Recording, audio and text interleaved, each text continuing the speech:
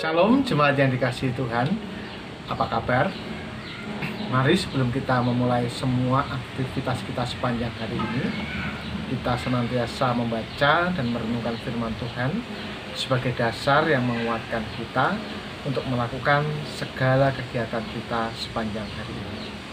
Saya ingin mengajak Bapak Ibu membaca Mazmur pasal yang ke-62 ayat yang pertama dan kedua, tetapi kita nyanyikan bersama-sama. Hanya dekat Allah saja. Hanya dekat Allah saja aku tenang, daripada nyala keselamatanku.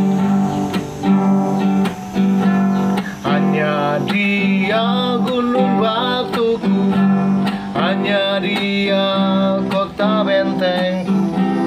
Aku tidak akan goyah selama-lamanya. Hanya dekat Allah saja aku tenang, daripada nyala keselamatanku. Hanya Dia gunung batuku, hanya Dia kota bentengku. Aku tidak akan goyah selama-lamanya.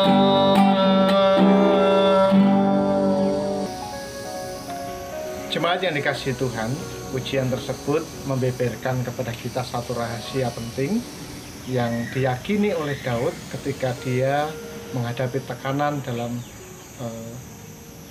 pemerintahannya. Situasi politik yang dihadapi Daud pada waktu itu tidaklah mudah. Dia diintimidasi, dia ditekan oleh musuh-musuhnya. Tetapi dalam segala situasi dan kondisi tersebut, Daud tidak berputus asa. Sebaliknya, dari pujian tersebut dan dari ayat yang kita nyanyikan tersebut, kita menangkap satu pesan. Hanya dekat Allah saja aku tenang, daripadanya lah keselamatanku. Saudara, bagaimana seorang yang memiliki masalah dan pergumulan yang begitu besar, tetapi memiliki keyakinan yang teguh di dalam Tuhan, dan dia bisa mengelola emosinya sedemikian baik jika tidak bersandar kepada Tuhan. Situasi yang dialami oleh Daud tidaklah mudah, seperti tembok yang miring dan sebentar lagi akan roboh. Hanya tinggal menunggu robohnya. Tetapi ketika kita membaca dan merenungkan ayat yang kedua dan ketiga tadi, kita akan menemukan satu hal yang luar biasa yang dimiliki oleh Daud, yaitu ketenangan. Daud tenang bersama dengan Tuhan. Daud merasa aman bersama dengan Tuhan.